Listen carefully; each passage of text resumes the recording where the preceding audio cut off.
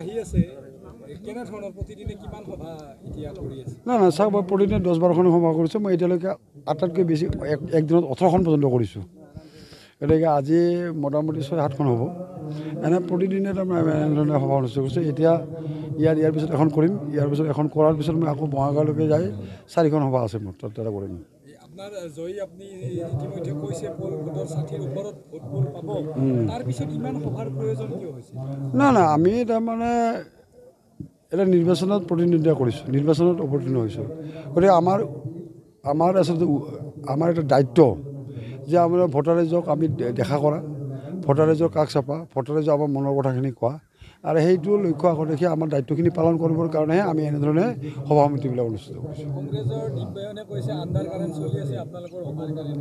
Under current over current এইটো বস্তুটো 4 তাৰিখে গম পোৱা যাব। এইটো বস্তুটো দিব্যায়নে কৈছে মোৰ আশীৰ্বাদ আছে আণ্ডাৰ কাৰেণ্ট ভাল হওক তেওঁৰ। গতিকে আশীৰ্বাদ পূৰা আছে মোৰ। গতিকে এইটো বস্তু 4 তাৰিখে গম পাব আচলতে আণ্ডাৰ কাৰেণ্ট নে অভাৰ কাৰেণ্ট এইটো বস্তুটো।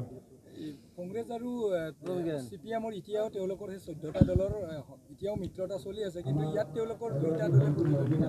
এইটো আপোনালোকে কিভাৱে চাইছে? এই কথাটো মই তাৰমানে এনেদৰে ক'ম যে তেওঁলোকৰ তাৰমানে এই সমষ্টিটো কংগ্ৰেছে হয়তো ভাবিছে যে এইটো CPMৰ কাৰণে উপযুক্ত সমষ্টি নহয়, CPMৰ ভোট নাই।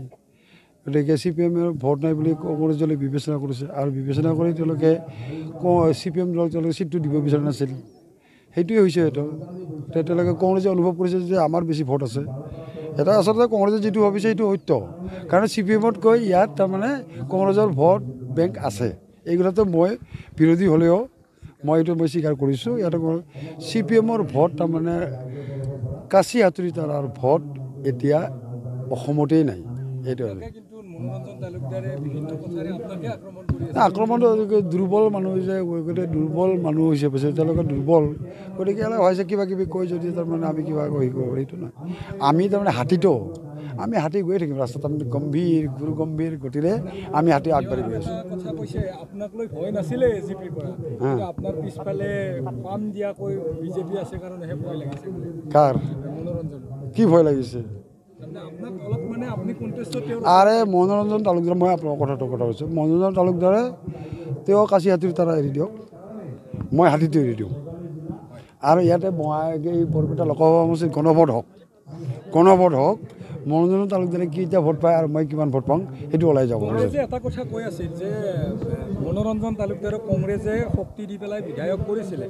এইটো হয় তাৰমানে এটা মনোৰঞ্জন তালুকদাৰ সেইটো হয়, সেইটো যিটো কৈছে সেইটো মই মানুহ, কাৰণ মনোৰঞ্জন এইটো সত্য কথা। তাৰমানে মনোৰঞ্জন তালুকদাৰে তাত তাৰমানে CPMৰ ভোটেদি জিকা নাই, তাতে UDF আৰু কংগ্ৰেছৰ ভোটেদি জিকিছে, এইটো সত্য। তেওঁ যে 96,000 ভোট পাইছে, সেই 96,000ৰ তাৰমানে কি ভোট আছে তেওঁৰ? এইবাৰ তেওঁৰ আচলতে মনোৰঞ্জন তালুকদাৰৰ CPM ভোট সৰ্ব সমষ্টিত কিমান আছে অহা 4 তাৰিখে গম পাম আমি। কংগ্ৰেছক প্ৰতাৰণা কৰিছে মনোৰঞ্জন, মই ভাবোঁ নিশ্চয় হয়তোৱে হ'ব।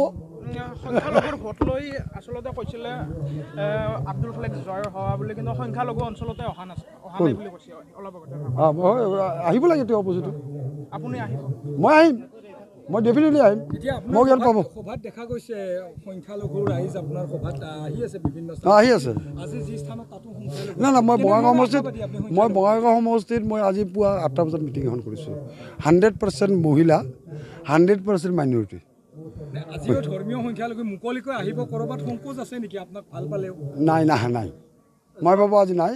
আৰু আমি এই কথাটো আপোনালোকক কৈছোঁ যে এইবাৰ বৰপেটা লোকসভা সমষ্টিত ধৰ্মীয় সংখ্যালঘু মানুহৰ আমি অভিলেখ সংখ্যক ভোট পাম। এইটো এটা তাৰমানে ৰেকৰ্ড হ'ব এইটো বস্তুটো।